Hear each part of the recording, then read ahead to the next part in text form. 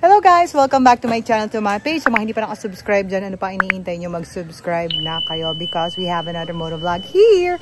Kaya naman, samahan nyo ako.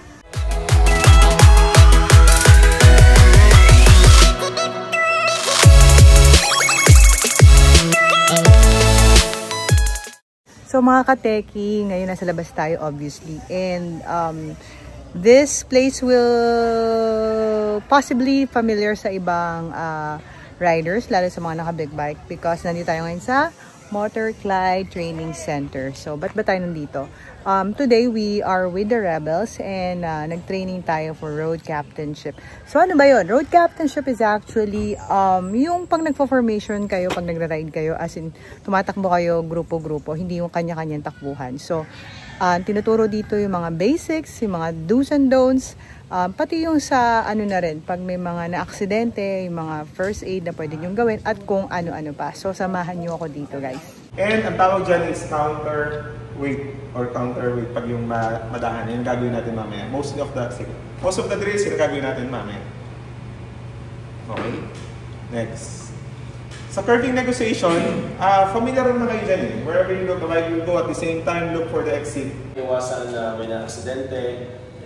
Kaya importante pag nag-ride tayo, always priority is safety. So safety first. Tapos ang road captain, you don't stop right away. You need to find and secure the area, secure the group, hindi yung ikaw mismo mapapamang dahil may na-accident yung tulak agad. No. May na-accident yung isa, huwag mo idama yung majority of your car. Okay? Totoo, kasi much possible na ma-choke din ng victim. Then, choke the punch. Meron na! Wait na. Okay, and put the victim into recovery position. Away from you. Dapat right here. Paano ang recovery position? Si victim. Siya ka. A few moments later. So, familiarization tayo pagdating sa motor. Okay? I know, ginagamit niya na usual ang motor nyo, pero mas maging komportable tayo.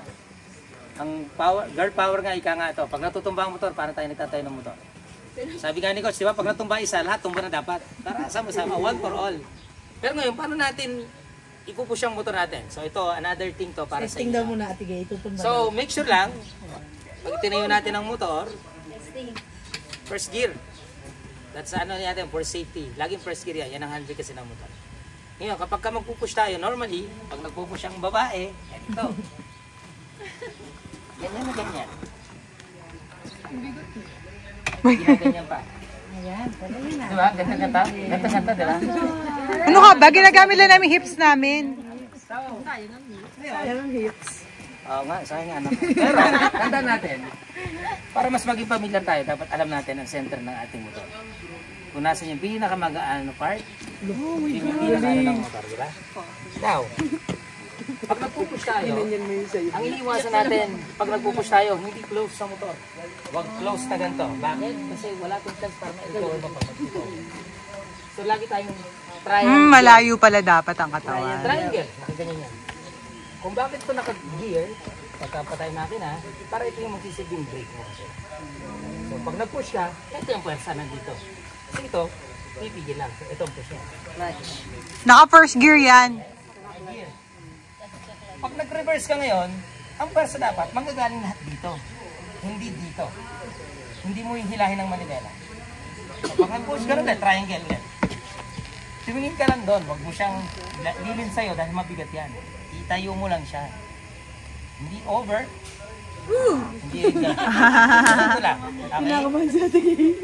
So ngayon, pag ipupush natin mula rito, clutch in, reverse. Ito yan. Criss-cross. Kung kahit mag-turn yan, oo nga, magaan mo eh. And then, pagka-release mo, dahan-dahan lang. Yung step yung inaano ko. Push back. Push back nga ulit. And, push back. Paano pagliliko? Yes, guys, yes. Dito to yun. Testing nga. Imagine yung road glide doon, tinutulak ko. Yung road glide na nasa loob, tinutulak ko siya ganyang proseso. Hindi, yun mga daw tinutulak Anyway, ang goal natin is huwag kayong intimidate na baka biglang lumusot sa kabila. Sa posisyon, straight ang manibela, i-upright lang ang motor. So, ibig sabihin, itayo. Kung saan sa make sure first gear ha. kung saan yung pinakamagaan na pwesto na hindi masyado magtitip over sa inyo or hindi mabigat na nakalin sa inyo.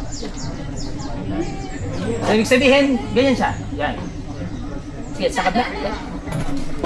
Ganyan ka. Ganyan lang siya. Yan. Yan. Sige, tayo mo siya. Pag feeling mo magaan, ibig sabihin, yun yung center ng motor. Kung feeling mo magaan, yun ang center ng motor. Push back tayo. Ang tingin, huwag pababa. Ang tingin lahat, papunta rito. Dahan, tatlo, hampang lang. Ang init eh. Ang push. Mag-gloves ka. Mag-gloves ka. Ang init eh. So, Nagagawa mo na? Yes. Yes? Be-break na yan mamaya. ito, guide mo. Pwede na magbindoro ng isa. Yun lang ang pwersa. Kanan lang ang pwersa. Kung masyadong nakaling, Ba't parang ano? para magaan. Hirap ako. Saan ang ano mo, pwersa mo? Basta napipisil dito. Likod. Tsaka mo siya i-push. Sige. Push, kanan. Huwag hilang kaliwa.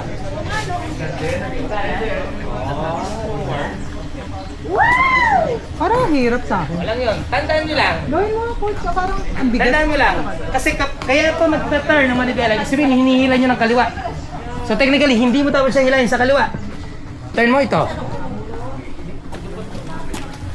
Ito ang pwersa. Ito wala to. Clutch lang ako dito. Ang nagpapersa ito. So dapat wala nang ano. So pwede mo siya ganyan. Pwede mo siya ganyan. Kabilang side na. Oo, pwede mo siya. At least, Kasi yun ako yung first preno gear mo. ka eh. First gear ka. Yun yung pinaka-preno mo pag nandun sa first. Hi coach, oo nga! Tama? Okay. Okay na. Naka-twist kanina yung kamay ko eh. Kasi ibang pwersa. Okay. Parang hindi naman naka-first gear yung akin. Pero pag inaano ko, first gear naman. Dapat. Stop. Both hands on the handle. Okay? So wala nang baby ngayon ha. Papatulak ha. Paano daw pag ano? Paano pag paharap? Asa ng ano katawan? Uy, ayan, umaano yung side stand ko eh.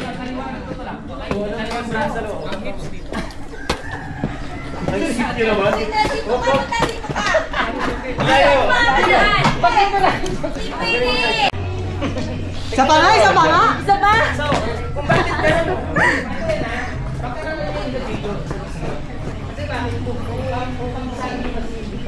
Sticky. Ay, tanong turn ito. Ay, tanong turn ito. Ang kaso, dito ako nahirapan na. Pag ganyan, nakaipit yung side mo. Kaya, Sige, patayin.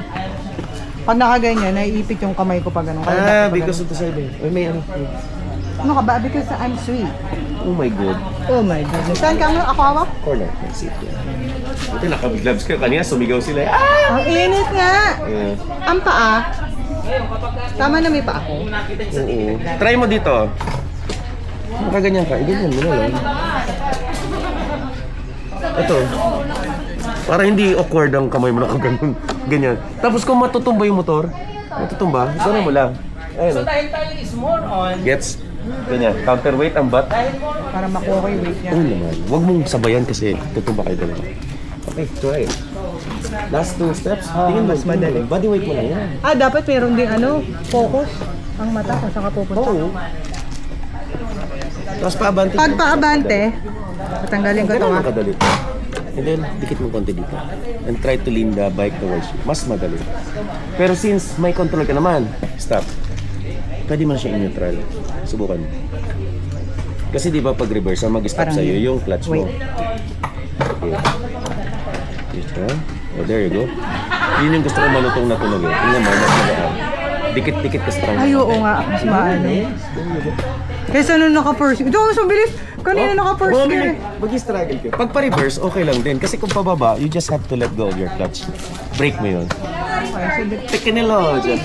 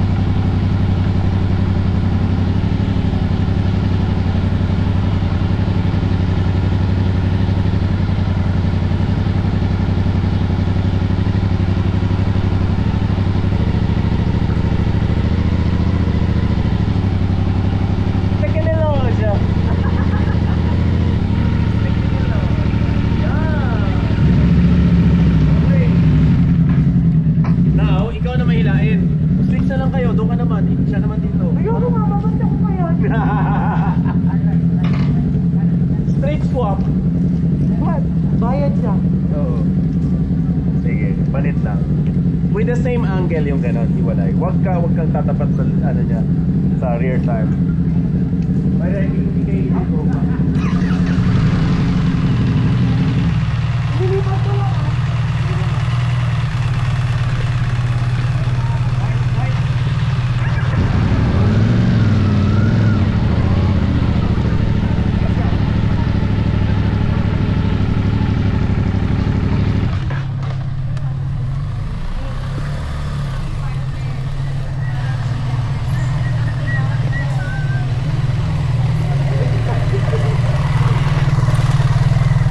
Masyado malayo na.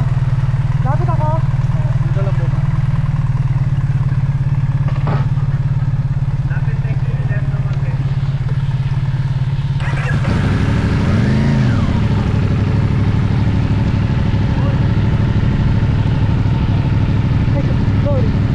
Ngayon magtataka kayo, pag walang engine guard, it's safe kasi dito. Pag walang engine guard, dapat talaga sa foot peg. Ang technique ay foot peg to foot peg. Never magtatali dito. Kasi pag Masyado nahila yan, mataas. bagsak. Lalo na ditong area, bagsak. Dulo po na footpeg na naghihila? Or dito din? Pwede dyan or mas balance pag dyan. Pero kung meron dito, kaya naman dyan. Mas balance mo pag dito. Foot peg to foot peg. Tali malusin. Pasok mo lang mo. Yan. Pasok gitna. Yes sir, that's it. Grrr. Basta yan, dito yan sa kanto. Yan.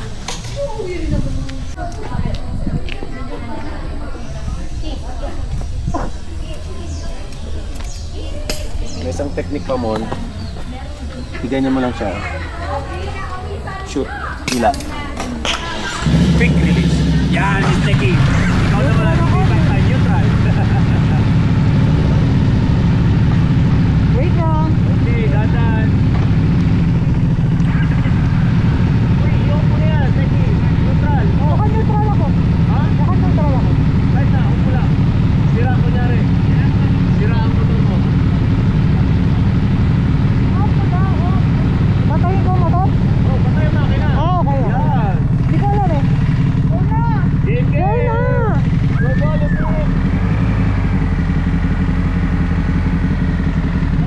Huwag bigla. I-stretch mo muna yung tali, then take off gently. I-feel mo, huwag yung may stretch bigla. Sige.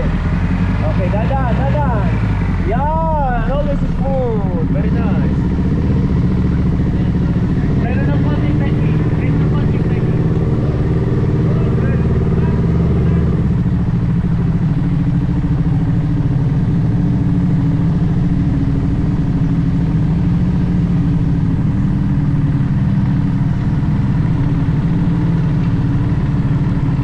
Keep the tie down stretch. Yan. Konting preno. Yan.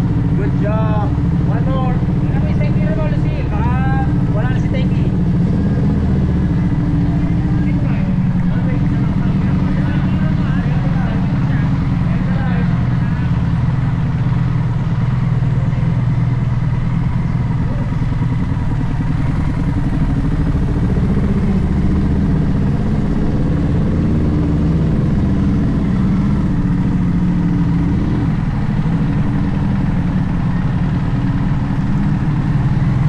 Nice one. Galing oh, smooth. Nakakatakot lang sa una. Basta bawal yung stretch tapos bigla kasi mag-uupugan kayong gano'n.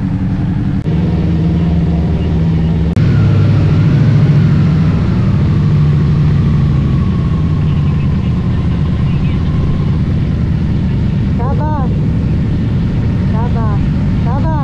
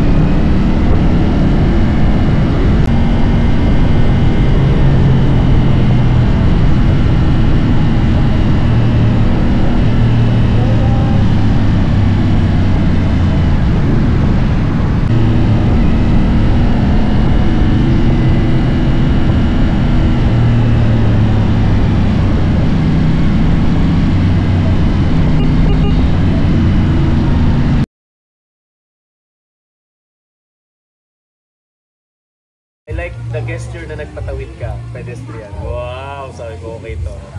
Pogi points. Tapos, secondary lang yung nag-block ka ng konti. Although hindi mo siya totally pininak, pero nandun ka nagagaya. And sa grupo ko naman, hindi namin makontrol yung traffic talagang fixed na dun sa Shaksoy na pagdating dun sa labas namin. Yung Alaminos, puntang which is talaga, yung mga truck ang pasaway doon. Sino na yung mga truck drivers nasa gitna? And it's a lot of responsibility, tapos dapat more patience sa kalsada, and wag kayo nagpapanik. And good gesture, Bella. Oh, kaway ng kaway. Or nangangati lang yung dito. Kaya kataas na. And every time na pinapa-overtake kami, good gesture, kumakaway siya. And yung anticipation sa kalsada, which is good, nakikita nyo kung ano. Pero, hindi lang yung kung ano nasa harapan nyo, far. Basahin nyo kung ano yung flow ng traffic. Para, hindi yung kakalipat lang yung sa right, dilipat naman sa kanan. Hindi maganda yun. Alam mo, 3 years. Ito yung sasabihin ko. Noon pa, tinitingnan namin si Press, itong taong itong never mapapamotor flight training. Hanggang naging presidente. Andito na siya. Yay! Palakpakan natin si Press! Miss Techie! Techie Nilo.